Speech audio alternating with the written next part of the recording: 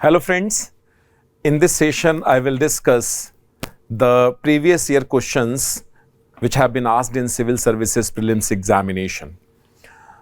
These questions belong to physical geography and the first portion which I will cover here is climatology. The next question is about savanna region. Savanna region is basically tropical grassland region which is distributed between 10 degree to 25 degree latitudes in both hemispheres on either side of equatorial region. From 10 degree north to 8 degree south there is equatorial climate, and on both sides of equatorial region in the interior parts of continents there is savanna region or tropical grassland region. The savanna region is spread across Australia, Africa and South America. In Africa and Australia it is called as savanna, correct? You can call it African savanna. But in South America it has multiple names, like in Venezuela it is called as Llanos. Llanos is name of these tropical grasslands in Venezuela, and in Brazil they are called as Cerrado. Cerrado is the name of these grasslands in Brazil, correct? In Argentina they are called as Gran Chaco. So these are the names of these savanna or tropical grasslands in South America. In Africa and Australia they are called as savanna. Now what is this correct statement about savanna region? Rainfall throughout the year. This is incorrect. This is true for which area? Equatorial climate, not savanna. That's why savanna region is known as tropical wet and dry climate region. In that area we have well defined wet as well as dry seasons. Okay. Rainfall in winters only? No. In savanna region rain happens during summer season due to onshore winds and ascending type of convection currents. In these areas there is overhead sun in summer season. Overhead sun causes heating, creates low pressure and ascending air current, and this low pressure area sucks moisture from the oceanic areas, and that's how rain happens in this region during summer. So winter is not rainy, summer is rainy season. An extremely short dry season? No. In savanna region rain happens for just around 3 months. So rainy season is very short. It happens only in few summer months. Generally from, you can say, June to August. That is the rainy season in savanna areas. So dry season is not long, not short, it is long. A definite dry and wet season. This is correct statement. As I told you, savanna means the area of wet and dry climate. There is long dry season, short wet season. Rainy season is just 3 months long, and that's why this region has either grasses or xerophytic trees. Trees are xerophytic. They are capable of tolerating long dry season. Okay, so D statement is correct about the savanna region.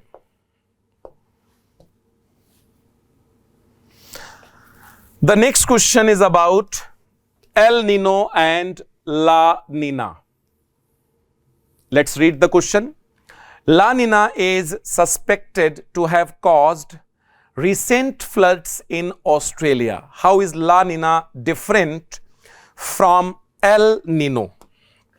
See, the La Nina and El Nino, these are two phases of an oscillation which operates in southern tropical Pacific Ocean. This oscillation of sea surface temperature in southern tropical Pacific Ocean is called as southern oscillation. This southern oscillation has two phases. One is El Nino phase, that is warm phase, and La Nina phase, that is cold phase. During El Nino phase, which is warm phase, there is accumulation of warm water in eastern and central part of southern tropical Pacific Ocean. Let me show with the help of map.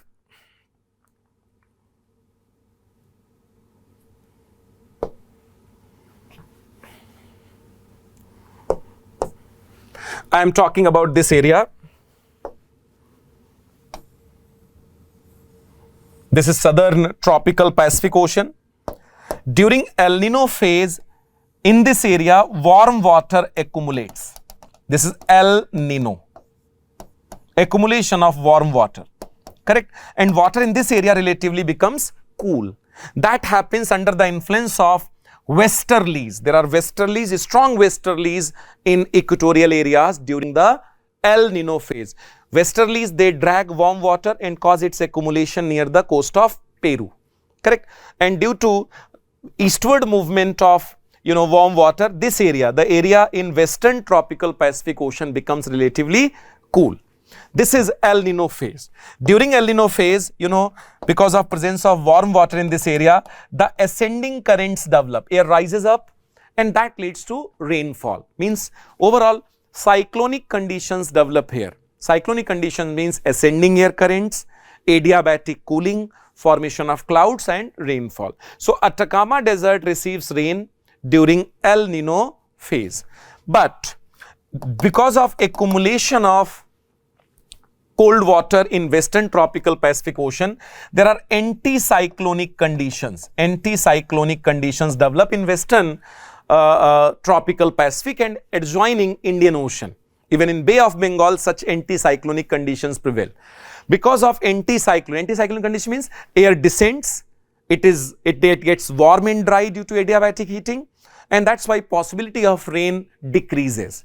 Okay, so due to development of anticyclonic conditions in western tropical Pacific and adjoining parts of Indian Ocean, the northern Australia, Southeast Asia, South Asia, this entire region witnesses lower than normal rainfall, means risk of drought increases in this region during the El Nino phase.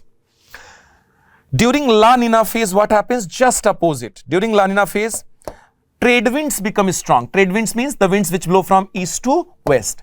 And these trade winds carry the warm water away from Peru coast and cause its accumulation in western part of tropical Pacific. Correct? So during La Nina phase, what happens? Trade winds carry water westward, and that's why what happens? The warm water accumulates here, and near the Peru coast, there is excessive cooling of water. There is excessive cooling of water in this area during La Nina phase. Correct? So excessive cooling because the trade winds carry warm water in which direction? Westward direction. There is rapid upwelling of water in this region.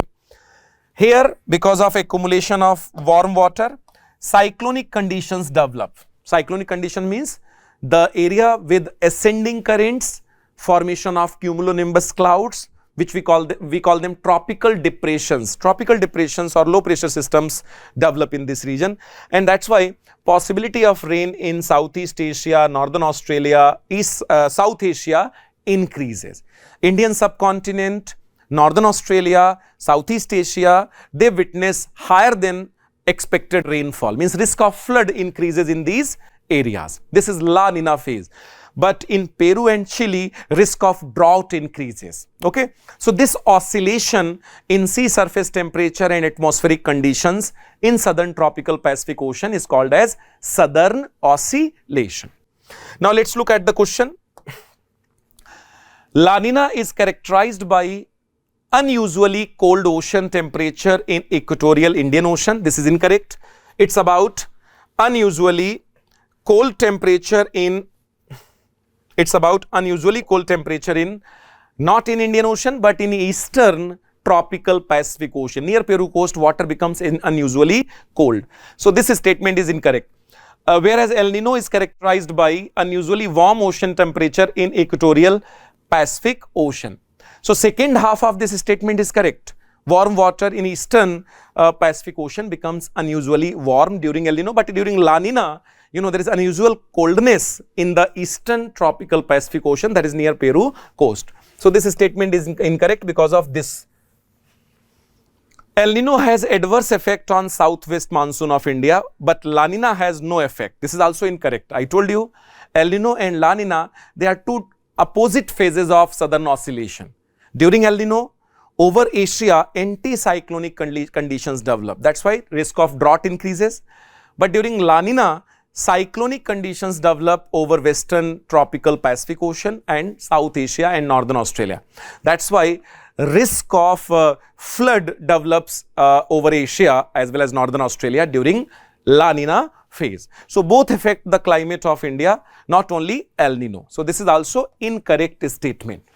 So basically, it's about which one is correct. So neither one nor two. So neither one is correct nor two. So D is the correct answer for this question. Okay, guys.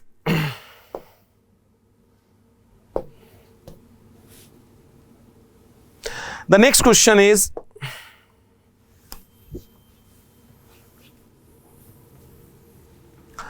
westerlies in southern hemisphere are stronger and persistent than the northern hemisphere. Why? We all know that westerlies are stronger over oceanic surface due to low friction. Generally, what happens in continental areas, winds are slowed down due to frictional resistance by the landforms, vegetation and man-made structures. All these features are absent over oceanic surface. Oceanic surface is very flat. That's why winds blow strongly. In southern hemisphere, the major area is oceanic area. That's why winds are relatively stronger over there in comparison to northern hemisphere. Due to strong nature or due to high velocity, winds of southern hemisphere have earned few unique names. Roaring 40s, which blow between 40 to 50 degrees south. Furious 50s, which blow between 50 degree to 60 degrees south. And shrieking 60s, which blow south of 60 degrees south latitude. So these are the names of winds, names of westerlies, which blow in middle latitude areas in southern hemisphere. Why these winds are called as roaring 40s, furious 50s or shrieking 60s? Because of their high velocity over oceanic surface.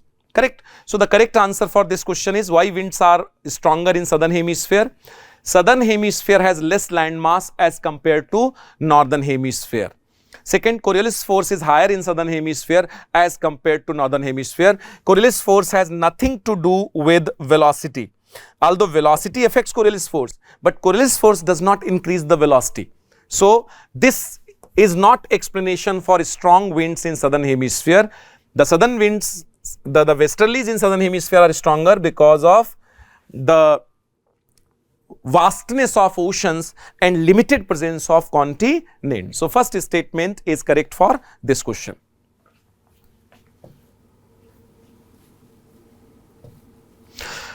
Okay, so these were the questions which were asked in civil services prelims examination in last 10 years. Thank you.